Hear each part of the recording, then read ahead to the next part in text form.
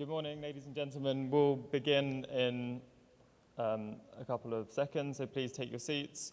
Would encourage colleagues to come to the front as well. We want time for Q&A at the end. This will be an interactive session, so please do come around.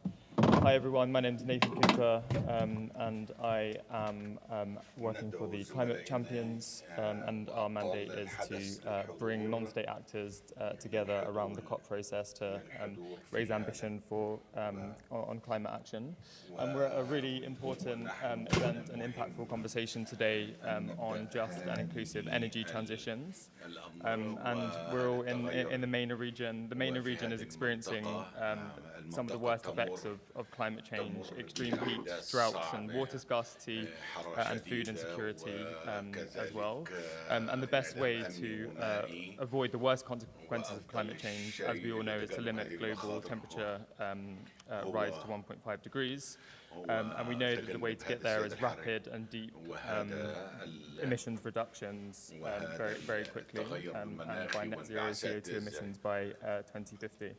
At the same time, when we have this climate challenge, we also have a challenge of inclusivity and equity as well.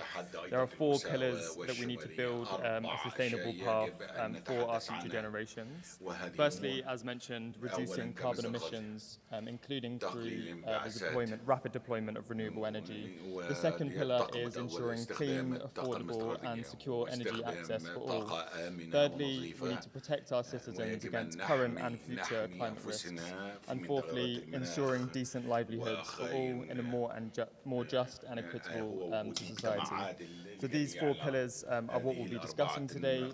It's an absolute pleasure to introduce our keynote speaker, Bothelo Kinawendo, who is an esteemed African economist, was the former Minister of Investment and Trade and Industry for the Republic of Botswana, and is currently the Special Advisor and Africa Director for the Climate Champions team. Welcome, Bothelo, for the keynote address. Thank you.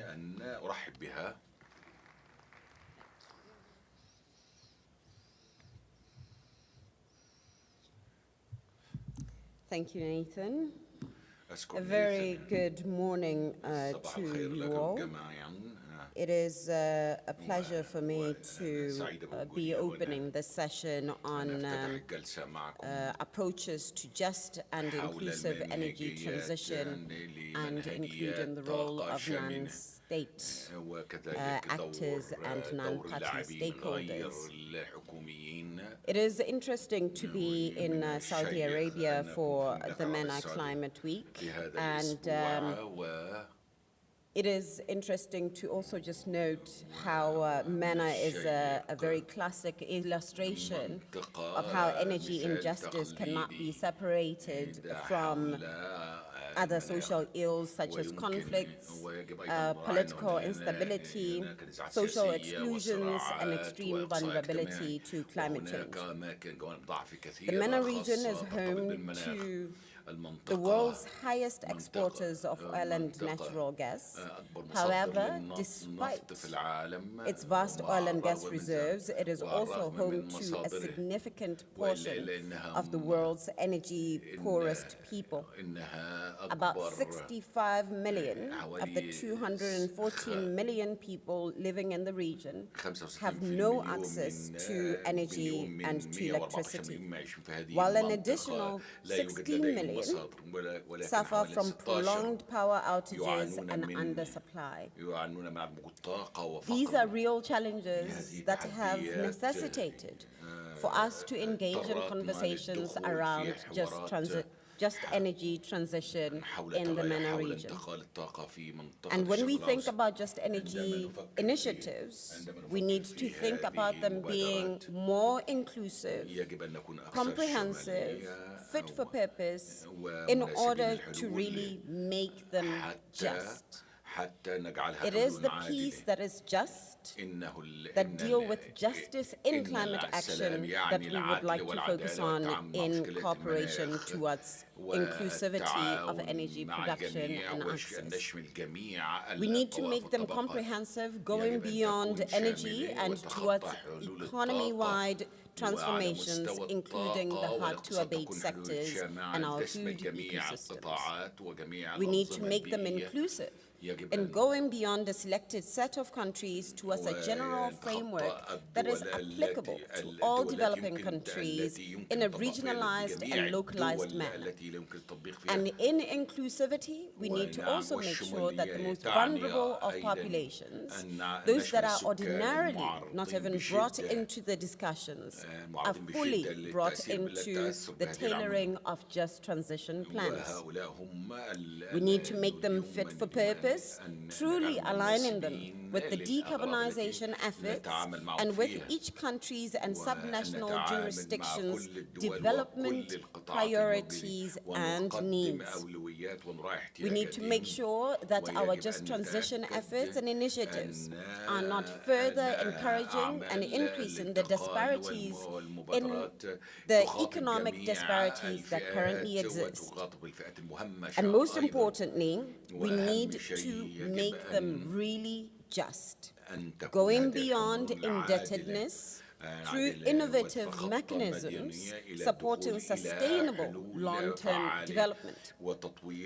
To stay below the 1.5 degrees, we will need to reach an unprecedented scale of low-carbon investment, particularly in emerging markets, developing economies, and in the hard-to-abate sectors, especially those sectors that have synergies with developing strategies and needs, as well as in those that are necessary to support global decarbonization. Just transition is not only about access, it's not only about a decarbonization agenda, but it's also about efficiency of the energy system and the energy sector. It's also about the cost that is associated with access. It's not only about production, it's also about getting the electricity to the last mile. And reducing capital cost is the single most relevant factor needed to unleash the competitiveness of a vast number of developing countries towards clean energy and clean industry transformations that we need to support in low emissions development. We encourage innovative ways of public-private collaborations to plan, finance, manage, and execute just transitions and non-party actors from finance and the real economy sectors to take a proactive role in these discussions and efforts that are focused also on supporting subnational governments and local communities. This means that we need to mainstream a just transition approach into all our non-state actors' decarbonization efforts, regional development efforts, planning and target setting with adequate metrics to track progress, including that of the workforce, fiscal stability, trade balance, equity, and diversity aspects. All of this contributing to minimizing the potential negative impact of energy transitions and leveraging the potential benefits, propelling ambitious mitigation efforts, leaving no one behind. So existing initiatives are broadly set in the right direction. A country-led, multi-dimensional and multi-stakeholder approach is needed to accelerate mitigation, focusing on each country's needs, constraints, and circumstances, addressing also the social and economic challenges associated with clean energy transition. The key issues that will be discussed today include cooling and grids development from resilience and mitigation approach, energy access, clean cooking, infrastructure resilience, energy and water nexus, capacity building for transition planning and for national pricing and non-pricing mechanisms, R&D, the role of investment in emerging technologies, economic diversification and livelihood resilience, workforce upskilling and reskilling, transition and distribution grid improvements, direct investments as well as capital cost reduction. As the CCT, with the support of many of our stakeholders, we're working on the development of a collaborative framework to make these transitions comprehensive, inclusive, fit for purpose, and really just, as I have mentioned.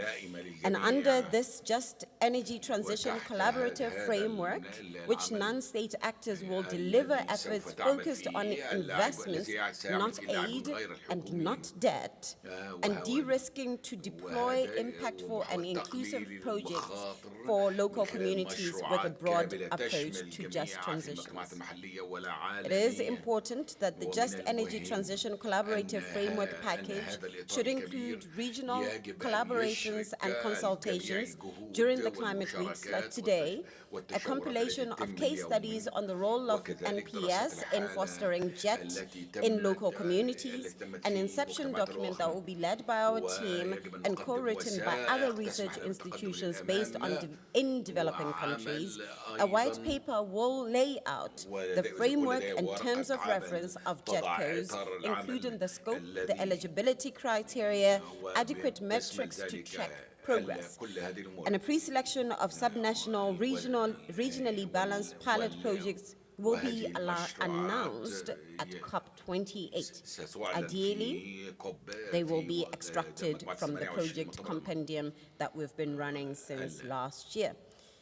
The conclusions and the learnings from this dialogue will feed into the design and the definition of Just Energy Transition Collaborative Framework by identifying the potential elements to define the rules of the game, each player's role and responsibilities, and how to ensure that these projects produce the intended impact and also add into the global stocktake, the first of many, which I hope that you will all adequately contribute to. Once again, thank you very much for having me, and I wish you very fruitful deliberations. Good morning.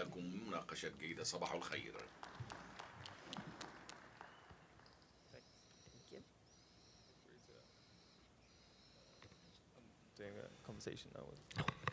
Good. Thanks a lot, Borle. Those are really insightful and inspiring words as well, and challenge us here today, and lots to get our teeth into. So before I introduce the esteemed panel, we really wanted to make this a human-centric conversation, and no better way to kind of frame really what's at stake here is by having a representative of young people and youth. So it's a pleasure to be here on the stage with Benjamin Strzelecki, who is the co-chair of the Student Energy Summit of 2023, which is one of the world's largest student-led conferences on energy. I won't introduce your multiple hats, Benji, maybe you can do that, but let's please just kind of frame up the conversation here today, particularly from a young person's perspective.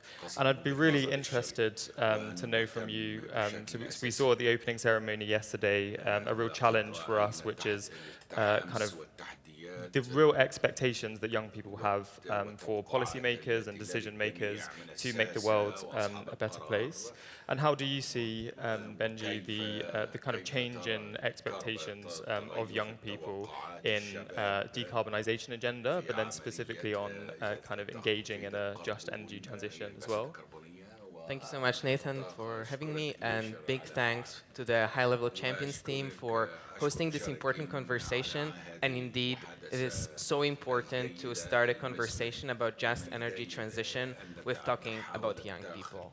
So young people, people below the age of 30, are currently more than 50% of the world's population. And here in the Middle East and North Africa, it is one of the highest share of anywhere in the world.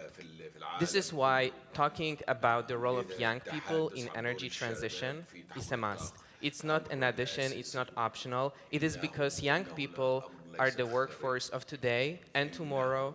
They are the decision makers, they're the important beneficiaries of energy transition and critical stakeholders to consult in any part of this process. So that's why I was so happy yesterday at the high-level opening ceremony that the welcome remarks from the host country and the UNFCCC Secretariat were followed immediately by remarks of young professionals, young engineers working here in the Kingdom of Saudi Arabia on decarbonization solutions. Because this is something we're seeing across the world, but sometimes young people don't get the platform and the credit for the fantastic work that they do. So definitely a big credit to the host country for featuring those young people and giving them the platform to speak to the decision makers. And this is really what we are trying to do with the different organizations that I work with. So to answer your question about how young people want to be involved, do they want to be involved? We're definitely seeing that across the world where young people, through their career choices, are really being true to their principles and the priority that they put on climate action and energy transition. Through their choice of university majors, internships, apprenticeships, and then jobs, young people are showing all companies around the world, as well as government, non-profit organizations, that they prioritize and value credibility and integrity in pursuit of energy transition. So when we talk about non-party stakeholders, because this is what this dialogue is about, it's very important for all actors to show how their commitments to decarbonizations are supported by actions. And now, in terms of how young people take it to the next step beyond their careers, as you referenced, I'm very excited to be co-leading organization of Student Energy Summit 2023, which is the world's largest youth-led conference on energy transition. And for those of you who may have any doubts about the excitement from young people about being involved in this process, earlier this year, we received almost 5,000 applications of young researchers, entrepreneurs, professionals who are itching to come to the summit, meet the decision makers, meet the experts, and learn more about energy transition and connect with their peers to develop new projects, campaigns, and startups. So events like ours, upskilling opportunities, are gathering tremendous interest from young people around the world. And I think there are certain places where those opportunities are needed more than others. As we're all aware, education is not equitably accessible everywhere in the world.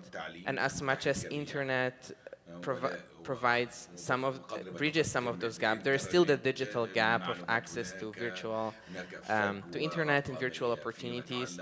And we are really working hard with the youth movement to equip anyone who needs it with the skills to succeed in energy transition.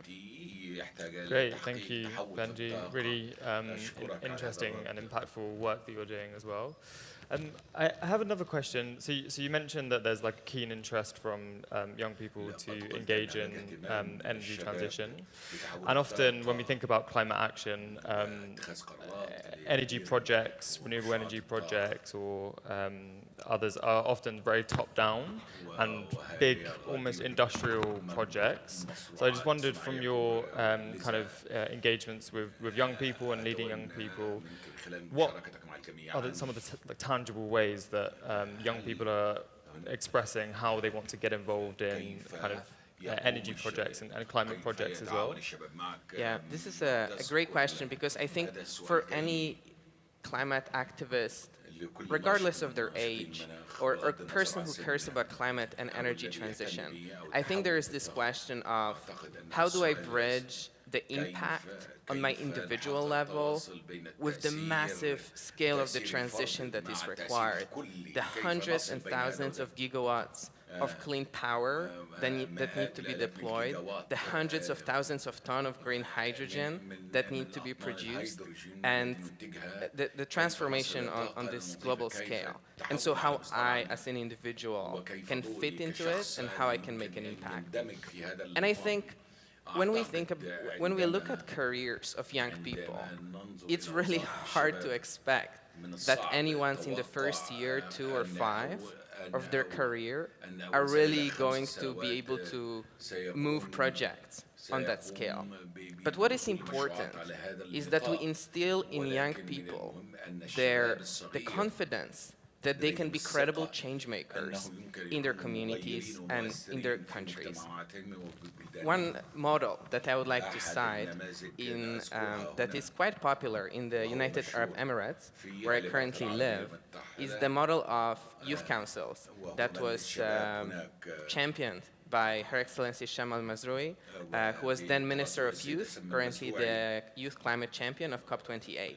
And so idea of a youth council is that in your organization, you invite young people to form kind of their intrapreneurs. They're people who innovate within their existing company.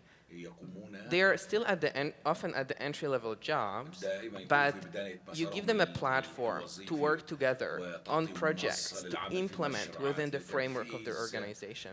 Because on one hand, we do want to respect this organizational hierarchy and those years of experience of senior level management. But at the same time, in companies and other organizations, we have to create space for young people to be able to incubate their ideas and provide them with resources.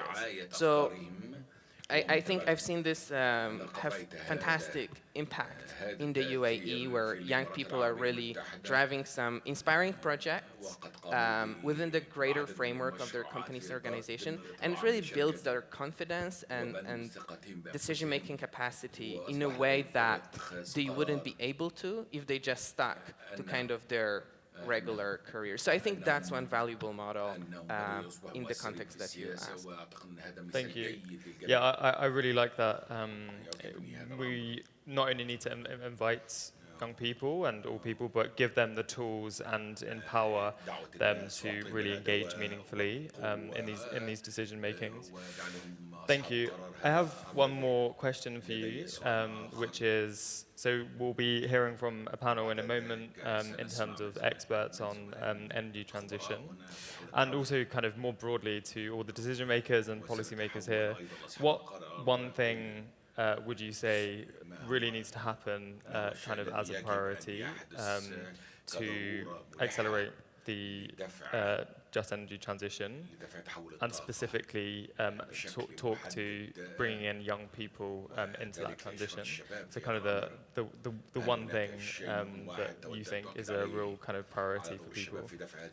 Yeah. I love those questions. What is the one thing that is going to solve the climate crisis? I think there's a multitude of things that need to happen, and in one of my capacities, I'm a youth advisor on climate change, the UN Secretary General, and Secretary General has been very strongly advocating for his climate ambition acceleration agenda that entails a number of goals that need to be met. They're backed by science, and there's an urgent need for implementation of those targets that include no new exploration for oil and gas reserves, because we know from the IEA that the current existing capacity is sufficient to supply the needs of the world if we want to respect the goals of the Paris Agreement. It means net zero electricity sector by 2035 in developed countries and by 2040 in developing countries. It means overall economy-wide net zero targets, net zero economies by 2050. So these are the overarching goals. This is our North Star. Now, when we talk about linking this to the energy transition, to the just energy transition, I come from Poland, a country where 80,000 people are directly employed in coal or coal-related industries. So from my backyard, I'm very much familiar with the context of social difficulties that come with trying to reduce one of the important parts of our economy for the sake of new technology. And what we are seeing in Poland is that labor unions in the coal sectors, they are aware that climate crisis is happening. They are aware that energy transition is inevitable. But no one wants to voluntarily give up their job. What we need to do is we need to work together across sectors to create a democratic mandate for this transition. And what we've been seeing in a number of countries now is that they support the net zero targets, and then a few years later a new government comes and they give up on this goal. So what stays is the overall sentiment in the society and the public support. Because as we have seen over and over again in history, once there is this catalytic momentum in society for driving this exponential change, it will get implemented and it will be there. So that's why technological advancement is very important. That's why policy change is critical. But if it's not supported by society-wide endorsement for this transformation, it will be really hard to stick to it as the political and economic changes occur. So yeah, it is. I think those targets, those science-based targets, backed by society-wide support, is really how we'll get there to the net zero in 2050. And I think people are doing fantastic work. Youth movements that I'm a part of are driving this change in their communities and in their societies. We need bottom-up, top-down, and middle-out approach where everyone works together on building this momentum. Great, thanks, Benji. And I think that's a really great framing to pass over to the panel one. What's really close to everyone's hearts is decent livelihoods, having access to food, and prosperity for themselves and their family and their future generations as well. So I think it's incumbent on all of us who want to drive climate action to really translate what this means for the average person who is probably thinking, how do I survive day to day? So yes, we need to accelerate climate action, but also we need to ensure decent livelihoods as well. So with that, I'll invite Luciano Caratori to the stage to facilitate and moderate the next panel discussion. And Luciano is the energy cluster lead for the Climate Champions team and was previously served as Undersecretary of Energy and Planning for Argentina's federal government. So maybe, Luciano, I will pass over to you, just being mic'd up. Thank you, Nathan. Can you hear me? Good. Thank you, Nathan. Thank you, Benji, for this time and for your insights. It's a pleasure to see you today to continue discussing how just transitions look for different regions, particularly in this case for MENA. I'm so glad to welcome Dr. Mari Lumi, a research fellow with CAPSARC, to our next panel. Mari is a research fellow with CAPSARC, a policy-oriented social scientist that has been studying climate change, energy transitions, and sustainable development in the Gulf for the last 15 years. At CAPSARC, she leads the projects on carbon markets and Paris Agreement. There is something big happening on carbon markets right now, particularly also on Article 6 and the Circular Carbon Economy Index. She will tell us a little bit more about more indexes in a pretty while. Mari, welcome. It's a pleasure to have you here. Please sit down. And also, I'd like to welcome Dr. Kishan Kodey. Kishan is the regional team leader for environment with UNDP, particularly for the regional hub for Arab states. Kishan leads the cooperation across MENA with UNDP, over 100 projects, right? That's 300 million of grants and 1 billion of co-financing from public and private partners to advance low carbon energy transitions. Kishan, it's a pleasure to see you. Welcome. So, if I may, I will join you there. Please. A lot cozier. Too close. Here. So, many thanks for joining us today. It is a pleasure to have you here. Many thanks to you also. We expect this to be a conversation and we invited you to help us think about what just energy transitions mean for the region, what we are doing right now to advance in the just energy transition space, and what else we can do to make it happen faster and in a more just manner, as Bogolo mentioned in the opening. But we want you to help us think and then open the microphone also to our colleagues in the public to have this being a real dialogue and not a one-sided, one-way conversation. So the first question is pretty simple with a possibly complex response. This is the same question that we asked in Africa Climate Week a couple of months ago. And this is also the same question that we will ask in Latin America and the Caribbean and in APAC in the next few months. What does a just energy transition mean in general? What does it mean for MENA? What are the particulars? What are the challenges, the opportunities, the strengths that MENA can share with the rest of the world for advancing decarbonization, leaving no one behind? Do you have any views on that, Mari? Sure. So I had to make some notes because there's a lot to share. We work on data at CAPSARC, and so we've been looking into different energy transition and sustainable development metrics. So I'll be drawing a bit on that. But first on the definition, I think, as for many other regions, for the MENA region, understanding and agreeing on what just transitions means is a challenge. The term's a bit like sustainable development, even though it has been, it's more of a recent comer on the climate agenda, obviously. So there are not that many definitions yet, but there's no clarity on what it actually means in my mind for this region. What we do know is that around 2018, with the yellow vests in Paris, in particular in France, the topic of just transitions entered the mainstream of the UNFCCC. You know, there's the whole work program right now. That's why we're talking about this global stocktake as well. The Paris Agreement already 2015 referred to just transitions, but didn't really define those rather than in terms of jobs, perhaps. So we know it has to do with workforce transitions. The core of just transitions obviously is about how do you transition your workforce within a country.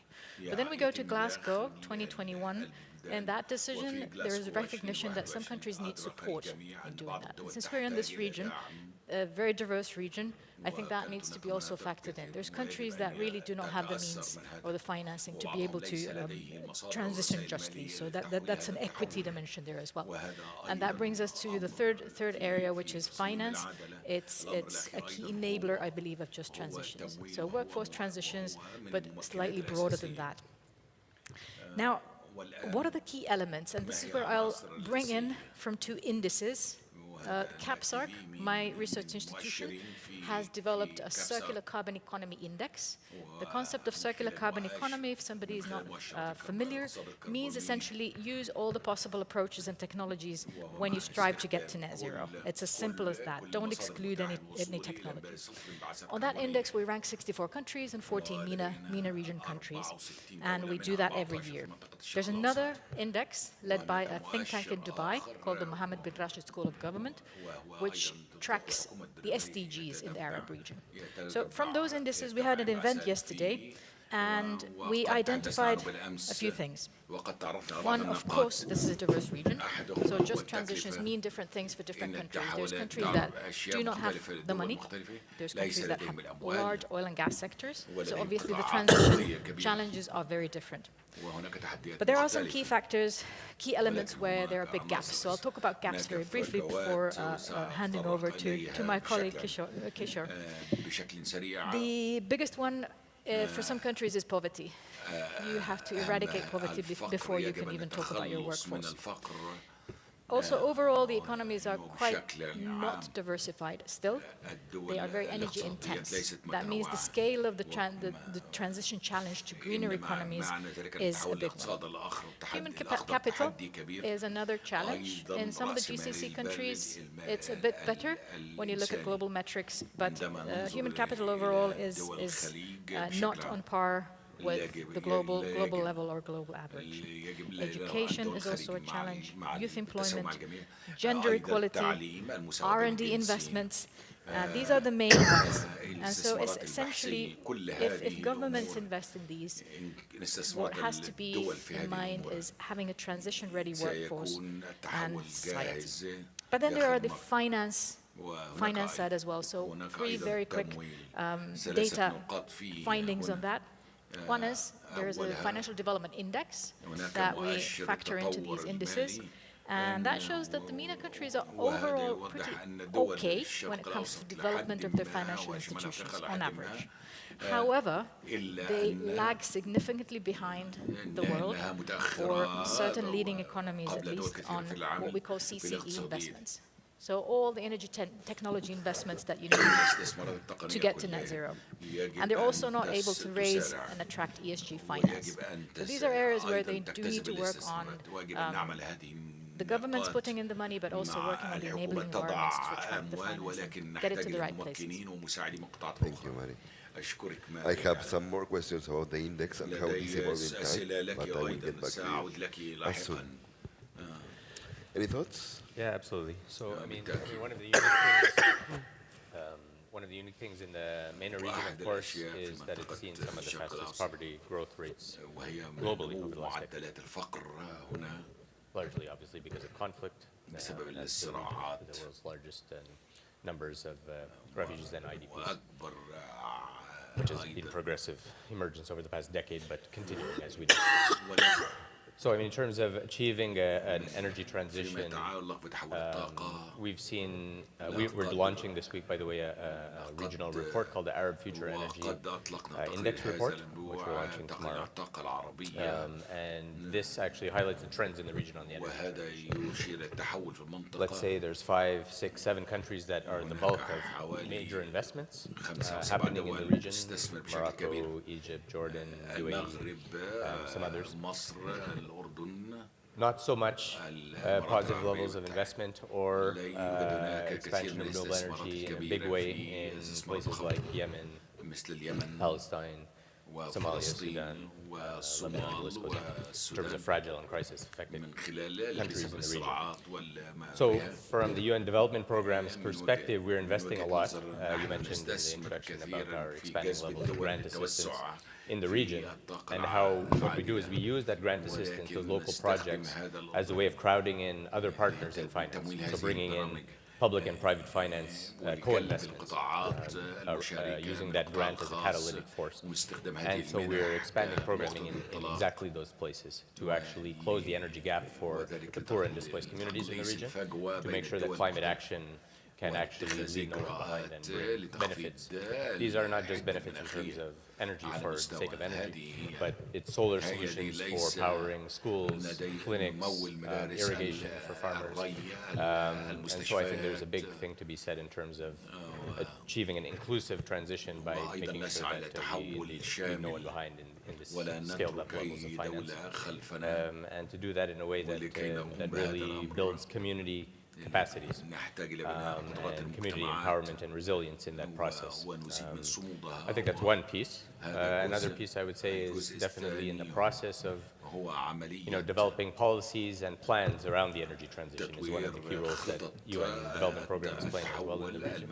The upstream support, working with governments on their national strategies and plans for 2030, including around climate change and energy.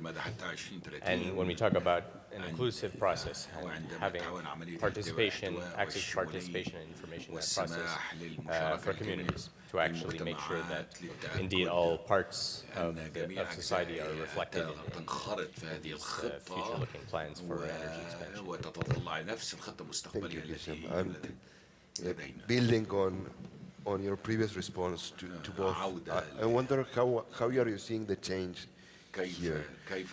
Mari, you mentioned this, how the concept of just energy transitions has begun to be embedded into in the UNFCCC process, different discussions worldwide, from public, from intergovernmental, and also from non-party stakeholders. And you built an index, and both of you have indexes and time series to show. Has something changed in the last years? Do you see any reflection of the evolution of these indexes showing this increasing conversation on just energy transitions? Hello. Just. No problem at all.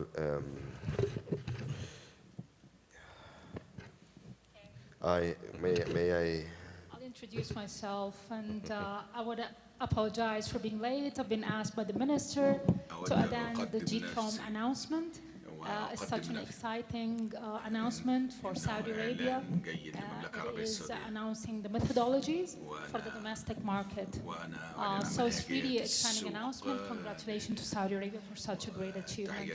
My name is Riham Al-Ghizi. I'm the CEO of the Regional Voluntary Carbon Market Company. It's based here in Saudi Arabia and is owned by PIF and Saudi Tadawul. That's a brief intro. Sorry for butting in. Thank you, Reham, for being here. And we have lots of questions to ask you about just energy transitions and perhaps about the mechanism. Thank you very much. But I will continue for a second with the previous thread and also ask you on that. So we were thinking about the dynamics, the temporal dynamics of just energy transitions being embedded in processes, in trends, in investments, in others. Are you seeing any change during the last years on that? Are we rebranding something that was already there as just? So obviously, at the core of the sustainable development, you have the social, economic, and environmental. So social has always been there. So that's a quick answer. In terms of time series, these both indices have been only there for a few years. And when you have 10 years of data, like some other energy transition indices, then you can start saying with confidence whether things are changing. A few quick observations. What these indices do tell. One is the Circular Carbon Economy Index. It mainly measures technologies and economies. We've got 40 indicators. They look, on the one hand, how countries are implementing technologies like CCUS, renewables, energy efficiency, fuel switching, all that. But it also includes around 30 indicators on enabling environment, including finance, technology. And there, when we look at the total CC index scores for the MENA region, they are wide apart. There are some countries that are doing quite well. We have the UAE, Saudi, and Jordan above, and Qatar above the median, but all the others are below the median. And what that tells us is that this region, overall in the transition, still has a long way to go. Now, the SDG index obviously looks more at holistically at sustainable development. There are 100 indicators divided across the 17 SDGs. And what it does, it obviously has a lot more of the social side. And what I was talking about, the youth employment, the R&D investments, education, gender equality, those really remain a challenge. And over the past few years that index has existed, there really hasn't been a significant improvement. But these things take time, obviously. There, the leading countries in the Arab region are Jordan, Tunisia, and the UAE. So if you were listening carefully, you heard the UAE and Jordan mentioned twice. So these two countries are there to show they're not leading in the global index on CCE, but they're doing okay. So I think what this tells us is that, yes, it's not easy, but you can transition to net zero while taking into account all your other sustainable development priorities. It's a huge task, but that's what these indices also, I think, are there for. They show the governments what the task is, I believe, and I'll maybe talk about that. Thank you, Marie. And Kishan, we mentioned when we presented you, you manage $300 million in grants, $1 billion in co-finance. Is that changing? Is the trend of projects changing, reflecting these priorities on just energy transitions? Are we rebranding, as I asked Marie, or are we doing something new on that? Right. So, I mean, the region has seen about 25-fold increase in renewable energy capacities over the past decade. It's one of the faster growth rates of renewable energy capacity expansion globally. So that's good. That's definitely a welcome trend. At the same time, there's continued investment in oil and gas expansion, in new exploration, globally, as we know from recent reports on the road to COP28. That's keeping pace, I would say. There's significant expansion globally and in the region. So there continues to be approximately 7% share in the power mix in the region for renewable energy, meaning 93% non-renewable. So there's still a huge way to go. If we look at the 2030 targets, I think countries have set ambitious targets actually for 2030 in terms of energy transition, but most of that ambition is still to be achieved over the next several years. And so this is indeed the focus of much of our cooperation, is accelerating that. It's about policies, institutional capacities, partnerships, including, as we discussed before, with engaging community action as well. And so I think in terms of advancing, there's definitely some positive trends on renewable energy expansion, but it's not necessarily replacing fossil fuels. It's very much. So here in the Gulf, just as an example, I think less than 2% of the power mix is from renewables. Just as an example of whatever the statistic is nowadays, something like this. It's a small share that's renewable, despite the very important projects that are coming about, big projects that are coming about. So there's a long way to go by 2030. I think the carbon markets are one important element of that, to try to mobilize the market, the private sector, to scale that up and meet those 2030 targets. So a lot of work to be done, I think, next few years to scale up.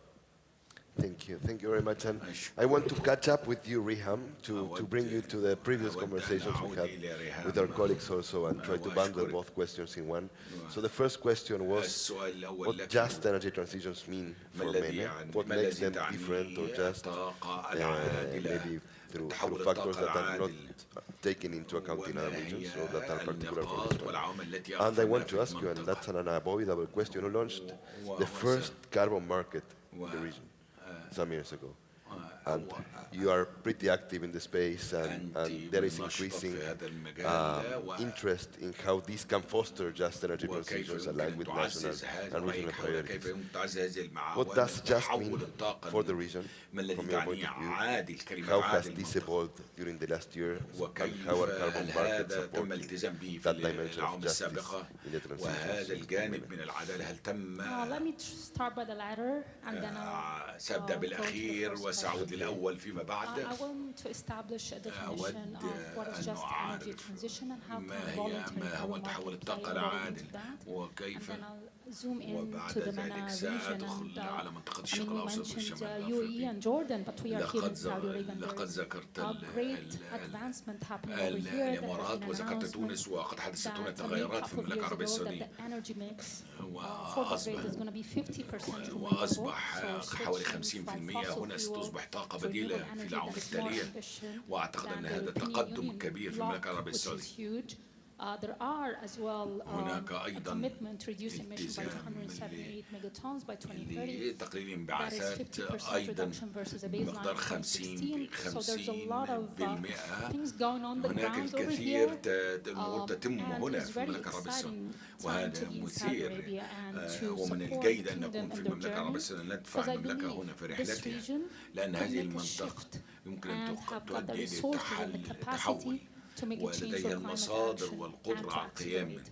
ولدفع So going عجلة back to what التحول. is just an نعود energy إلى سؤالك الأول، transition in ما my هو mind. Just التحول الطاقة العادل؟ السؤال energy الذي transition. طرحته. We all know, as we نحن mentioned, fossil نعلم fuel, we're not going to switch كما it offline تحويل tomorrow. It takes time. تحويل As we decarbonize الوقود our الأحفوري economy, and we should be doing لأنواع من that الطاقة as soon البديلة as لن fast as يحدث عبر ليلة possible. وضحاها There ولكن are يحتاج impact وقت. on وهذه التحولات لها disproportionate تأثيرات impact on a lot على of بعض communities. I'm African, المجتمعات. and I know what it أنا means أفريقية for some of وأعني the وأعرف communities. هذا التأثير على If we المجتمعات. talk about sub-Saharan Africa, 53% of the المجتمعات في population أفريقيا don't have access بها to electricity. 53% That ليس means no لديها banking مصدر system, no education, لا no ليس مصدر hospitals. كهربائي، لا يوجد لها So how do تعليم، we لا do يوجد that and لها make sure that the مصادر communities مالية. are not كيف deprived يمكن from their نتأكد من أن economic هذه rights البلدان لا for تتأثر prosperity? بهذا That is التحول؟ just transition in my هذا mind. هو And التحول then the العادل question, للطاقة.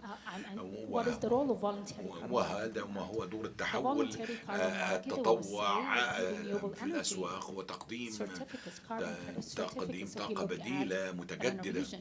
في المنطقة. that Morocco has got concentrations of solar panels, the highest, المغرب لديها and they have 3 تركيز projects called the Noor لديهم project. 3 مشروعات They have availed وقد renewable استفادوا energy من الطاقة المتجددة to 1.1 million people in Morocco, and حوالي at the same time 2 مليون reducing 3 million و100 tons of CO2 emissions يقوموا because we're يعملون في هذا switching from القطاع fossil fuels to clean والآن energy on the ينتقلون من grid, الوقود 3 الأحفوري million tons per للوقود year, and at the same الطاقة time المتجددة helping in the education. So وهذا giving الأمر back again to the community. نعطي هذا If you look البديل at Africa, للمجتمع which في التعليم again, we're والتدريب talking MENA region, but Africa in the نحن north, نتحدث Africa in the أيضا south. عن South Africa, أفريقيا if you كاملة look at some of the إن wind نظرنا projects over إلى there جنوب that I worked أفريقيا with, والمشروعات they اللي are قد not عملت only فيها providing wind, لا 144 يقدمون megawatts to لا the يقدمون communities, طاقة but they are الرياح working فقط on ولكنهم يعملون rehabilitation أيضا the water supply system, على إعادة opening health تهيئة clinics. نظام This is what المائي just energy transition والعيادات is. And هذا هو voluntary carbon التحول market is a big player and facilitator to that. العادل So the إذا second part I want to talk about is الجزء energy الثاني access. الذي يجب أن Again, I'm نتحدث very عنه passionate about that. How, وأنا I mean, متحمس 40% of the global population أن 40% don't من have تعداد access سكان to العالم clean fuel لا for يوجد cooking لديهم stoves. لا I mean, يوجد I لديهم was in مصدر للطاقة Africa in the Africa Climate Week, and I went to a village. أسبوع I cooked with the women. I mean, أنا you do deforestation because الآن تقوم biomass بعملية for cooking, and then on فك top of it, the الثلج fumes, the impact on health is كل unbelievable. هذه الأمور التي And تقوم then من on top فك of it, الثلج women go والتسخين to وكلها have ينتقل access to the انبعاثات biomass, they work for kilometers and they carry that on their bags. So بعض you see, الناس having clean cooking لديهم stove is a very معوقات كبيرة important one. في And having access الحياة to clean cooking stove is ومسألة facilitated الوصول by لمعدات the كثيرة voluntary ونظيفة carbon للطبخ markets. When تكون we صعبة offered in the عليهم last auction we had in Nairobi, وكنا في we نيروبي offered عرضنا على couple, الناس 4 projects, one from 4 Rwanda, مشروعات Burundi, رواندا Ghana, about وبوروندي cooking stove for schools, وغانا for different communities, and that قد where عرضنا عليهم 4 voluntary carbon مشروعات market can play a تعليمية big role in facilitating حتى energy نسهل access and helping التعليم communities. ونسهل Now, as كذلك we talk أيضا about the الوصول MENA السهل region, للطاقة is a حينما very نتحدث عن important شمال region and a cooking أفريقيا hub, إنها having منطقة the resources, رئيسية فبها having المصادر the capacity and the وبها capabilities القدرات to be a player, big player in وهي أيضا clean technologies like وهي renewable energy, لديها solar, لديها and طاقات innovative نظيفة technology like hydrogen, and they will be a hub. وبها أيضا So how do we تقنية do it جديدة in a مبدعة just مثل way for الهيدروجين this region? كيف We نعمل need معها to نعمل بهذا القدر reform our education systems, يجب أن نرفع create النظام more green التعليمي jobs, نخلق make it وظائف an جديدة incentive to transition ونجعل هذا by seeing حافز green economies and للتغيير حتى opportunity تحدث for the العدالة region, because this وتحقق region العدالة is going to be impacted, is more لأن هذه المنطقة vulnerable than any other regions. ستتأثر I mean, the كثيرا studies في حالة show that التحول in Saudi Arabia by في المملكة العربية 2100 the السعودية impact سيكون of climate change التأثير will be 5 to 6 degrees Celsius. سيكون That is التأثير unbearable. حوالي So 5 إلى 6 we need to درجات adapt, we need to move on, and درجات we need زائدة to في الحرارة change يجب أن and, نتغير يجب أن نتكيف upskill, يجب our, أن نزيد من labor force, من قوة create green and قوة invest الطاقة in العامة green jobs, and so on and so forth. ونستثمر في This is how الطاقة MENA region الخضراء can play a big role وهذا in المكان the الذي يجب أن energy تلعب transition. فيه Just منطقة energy transition. المؤسسة وهذا Thank you, المؤتمر Riham. دور And it أشكر sparks a new question, maybe for Kishama and Mari also. It is clear what non-party stakeholders are doing, their role in carbon markets, in voluntary carbon markets particularly, and how they can help develop projects that otherwise wouldn't be there. And we discussed with Kisham about how the nature of projects and the different roles in projects has evolved during the last years. تتغير على مدار السنوات We learned a lot in Africa Climate Week in this dialogue. We held, as I mentioned, a similar dialogue to this one. منكم في هذه النقاط And it feels like وأنا أشعر non-party stakeholders will take and are taking different roles in different regions to foster that. Sometimes investment related to just or to the justice dimension of energy transitions is mostly left to government, and it is a challenge that we found to see where the attractive is for the private sector, for example, to invest in that, or where the opportunities. Where are those opportunities from your point of view, Kisham, Mari? Is there a role for non-party stakeholders investing in just energy transitions beyond carbon markets in MENA? And if you have any thoughts on the worldwide situation also, that's also welcome for feeding our next dialogues. Absolutely. I mean, just a couple of examples of some of the initiatives that we're launching actually on the road to COP28. One is focusing on solar mini-grids. So, you know, there's been this dramatic expansion of large-scale solar farms, of course, in the region and elsewhere. But for many rural communities, these mini-grids, this segment of the solar market is important because these mini-grids can indeed power schools, clinics, irrigation, and other energy needs at the community level. So in terms of achieving that community empowerment and resilience goal, we're launching a new initiative called the Africa Mini Grids Program, which indeed touches on the the crossover between Africa and the MENA region. So the Horn of Africa region, for example, parts of North Africa. And that's a partnership between UNDP, between the African Development Bank, and between the private sector. And it's trying to actually scale up investments into this segment of the market that's not seeing enough investment and expansion, this mini-grid segment. And so that'll support at the policy level, establishing new policies that can reduce the risk for investors into this kind of investment, these mini-grids, not as a clear business case sometimes compared to the large-scale projects. So trying to work in complex settings as well, in places like Sudan, Somalia, and elsewhere. And that'll then bring in the private sector into scaling up their investments into these kind of technology solutions for communities towards those social development goals.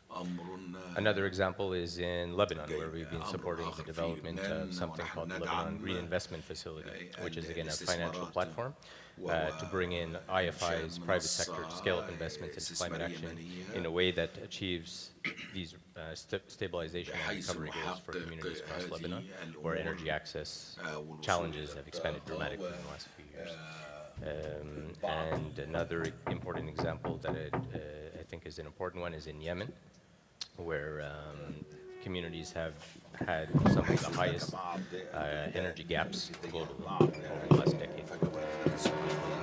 And so we have strategic initiatives working with social organizations, communities across the country on establishing platforms for scaling up solar solutions. Some initiatives that are led by communities, by women leaders in the communities to put in place new solar solutions, again, for schools, clinics, household needs, agriculture, most displaced communities coming from agriculture area livelihoods, stabilization of livelihoods, and having those receiving awards globally, actually. So award-winning initiatives through our partners and to scale up solar solutions for some of the most poorest communities in the region and in the world. And then taking that to the next level, trying to scale that up.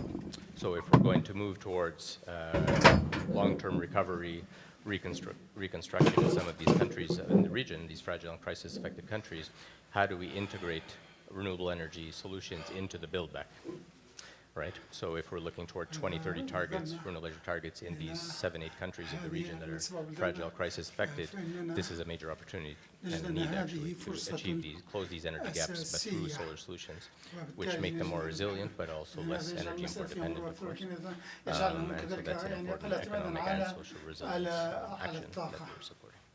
Thank you. Any thoughts, Mary? The role of non-state actors or non-party stakeholders, I've got 3 things I'd like to highlight briefly. One is related to the role of research, so my community. The other one relates to youth, and then the third one relates to business and research together. And all these 3 areas need, in this region, they need government facilitation. They need government support. So we can't talk about non-party stakeholders in this region without talking about the government. I think that's my headline message. On the first area, in terms of research in particular, what research needs is data. When we have data, we can do amazing things. What we struggle with in this is constantly is the lack of data or low quality, what we suspect to be data that is not quite right. And then that leads to poor decision making if we cannot advise government based on data that is accurate. Simply, as the saying goes, you cannot manage what you can't measure. And one good example is on the LDCs, fragile states. whatever data there is suggests that this part of the region is lagging behind. They're getting left behind. And if we don't know, if we don't have enough data, then we probably have an even bigger problem than what we think we do. So giving access to data and making sure that data is high quality, that's a task for the government, and then research can help. Second one is youth, very briefly on that. The previous speaker on the stage mentioned the role of the example the UAE has on the youth circles. The government giving youth the stage, I think, is one way to push the just transition agenda forward. Why don't we ask the youth of the region what they think is just transition? Because they're the him, exactly. So that's one thing. We need more of that because they are the ones who are looking forward. They're not looking backwards, and that's what we need in this region. We need a new vision. We need to create a future for this young generation. Fourth one is, again, on the indices. The indices are there, and they do have very useful insights. So governments can use what governments need to do. They need to establish where the gaps are in just transitions. They're a bit different in each country. These indices can help. They open up for conversations. They're not the end in themselves, but they can help. They can help governments start asking questions and identifying where the gaps are. They can also help governments identify their strengths. In terms of gaps, when there's a gap, then what the governments can do is send the right signal to the market to say, look, this is where we need financing. And that's where the government, again, governments need to play a big role. And same with strengths. When the government has a strength, it should proactively reach out to other countries and say, let's work together, including with the private sector. Thank you, Mary. One last question. Thank you very much for being here. I don't know if we can open also the floor to questions, but I have mine. Riham, you have always been at the forefront of this carbon market dynamics. I wonder, what is the next big thing to enable non-party stakeholders collaboration in just energy transitions? Is there anything in the horizon that you can foresee now?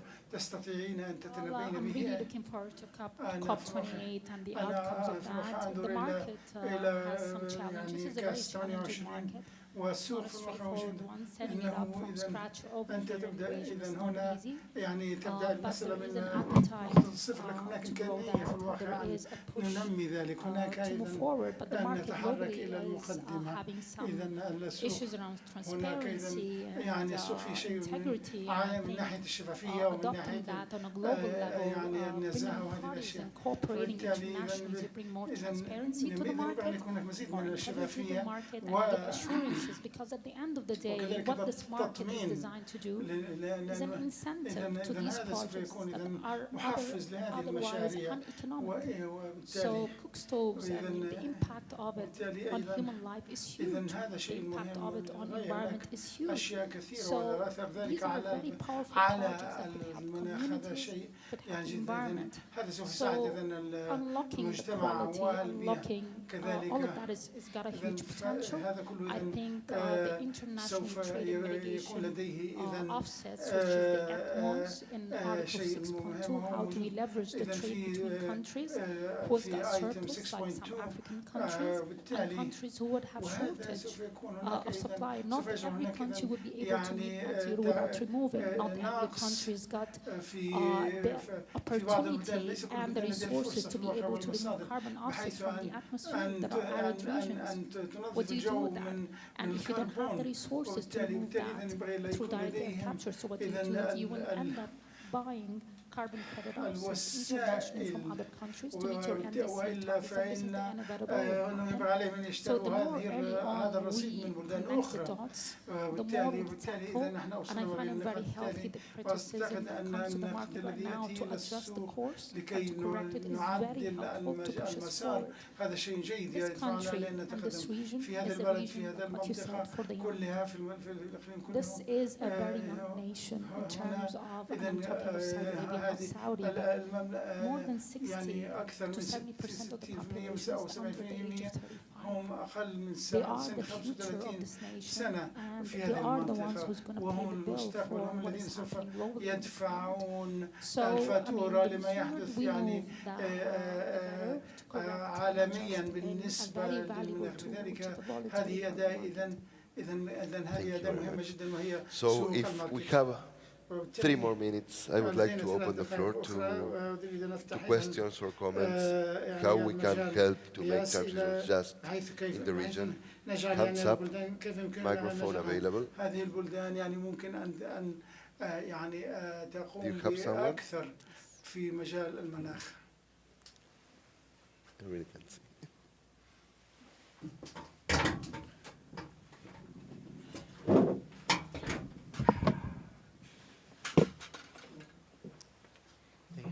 شكرا. Thank you very much شكرا جزيلا. for this session. I just had a quick هذه question الجلسة عندي regarding سؤال سريع the رجاء market, بالنسبة للسوق. and, as we hear lately that also there will be وأيضا كما سمعنا هناك دور أيضا different technologies يعني including تكنولوجيات مختلفة carbon captures and removals. لأجل يعني Just my إزالة question is about الكربون وما إلى where ذلك. is the space in the market to really also إذن incentivize these technologies? سؤالي هنا هو ما هي المحفزات لكي نشجع This is هذه a very good الخطوات؟ question. هذا سؤال ممتاز. Carbon capture and removal, and I'll talk about Saudi إذا Arabia in specific. إزالة الكربون Saudi حينما Arabia نتحدث عن solar المملكة heat العربية map, السعودية if you look at it, is فبالتالي the intensity of it is highest to the east, so the eastern province. ففي So they المجال have في المنطقة abundance of الشرقية solar energy, هناك and إذا they have produced a lot of طاقة oil, يعني كبيرة and they have the من طاقة infrastructure and the شمسية pipeline وهناك to إنتاج store للبترول CO2 كبير underneath. وبالتالي Now, the problem with direct air المشكلة capture في is the cost. ذلك هي التكلفة. We're talking about فقط. 289 نحن tons نتحدث عن per ton, dollars per ton for يعني تقريبا the solid and the liquid, which is cheaper than the solid. So you have two technologies out there. It's very expensive. What the United States has done, which is very effective, they are giving tax breaks and incentives to have it. And on top of that, they have unlocked it by offtake agreements. So this is huge to unlock, because the technology is not at a scalable level yet. What Saudi Arabia is doing is piloting firsthand. They had this, I think, at the end of their NDC 2060. So they had the last 10 to 15 years as using direct air capture. Now they are accelerating that, bringing it earlier to 2026. So they're going to pilot the first direct air capture to start working with the technology, see how that could work and could be scaled in Saudi Arabia to help even accelerate the climate action. I think it's very exciting.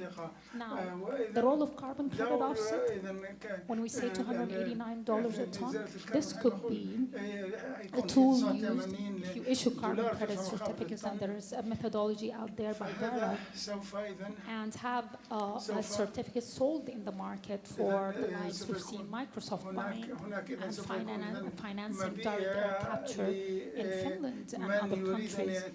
We've seen another breakthrough in Kenya, and I think with breakthrough, I think it's fantastic to have direct air capture in Africa. One of the things that really worries me, since we're talking about just transition, right, that all of these technologies are happening in the West, whereas we here in the global South are left out in Africa and in other countries. And by putting these incentives in economies, you're moving jobs to these economies again, and I raised them up with the United Nations Climate Finance. Like, again, you're migrating jobs between global north to global north. Why don't you come and bring these technologies and these incentives? And I talked to the John Kerry team. I told them, bring these technologies and work with us here in Africa or Southeast Asia, bring more jobs and invest. This is a global problem.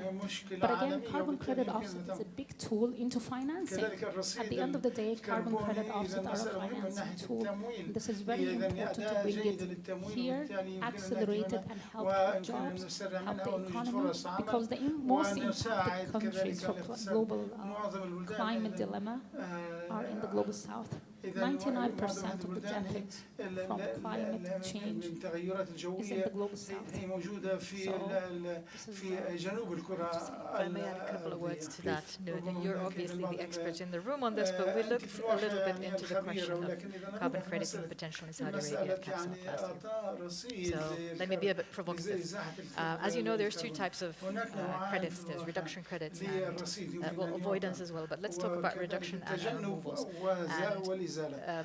reduction means when you are reduction تعني potentially removing التقليل أو إزالة you could think about إزالة EOR, so enhanced oil recovery, for example, مثلاً أنت where you're تحاولين preventing أن تمنعي emissions from occurring. مثلاً Removals are what Reham, you were talking about direct air capture. You actually you get negative emissions. And I fully agree with you. That's an area where financing is direly needed. It's extremely expensive per ton. So that's a very promising area. There are, in my mind, some question marks around who will be buying these reduction credits from CCUS. Saudi Arabia has amazing, incredible potential for CCS storage. And I think the example you gave on the US, how they're going through big scaling up through direct tax incentives and other direct ways instead of the market. I think that's a great tool in that space potentially. But indeed, in the world of Paris Agreement, all countries are potentially buyers and sellers. So that's a question I throw out there, whether CCUS credits, also we have companies, a lot of companies in Saudi Arabia in the region have set net zero targets. Can these companies become sellers in the market, or will that eat away from their net zero target achievement? So a few question marks there around the reduction space, but I fully agree with you that carbon markets can be a great asset when it comes to the removals. Thank you, Reham and Mary. شكرا ريهام. Do you have any last question? إذا هناك سؤال أخير تفضلوا. So please join me in saying thank you to إذا our أرجو distinguished أن panelists. نشكر Thank you very much, ضيوف على Maria المنصة Reham, for joining us today. راي And ريهام. please give them an applause. يعني أرجو تحييهم And بالتصفيق. so for closing, we can stay here just 2 minutes. I want to share with you, this is a part, as I mentioned, and as Boholo mentioned before, as a series of dialogues that we are holding in different climate weeks. The intention of these dialogues is to feed into the design of a framework to make just transitions not happen, but easier to happen, led by non-party stakeholders in collaboration, as Mari mentioned, with governments, which is a vital portion of the cooperation between the public and the private sector.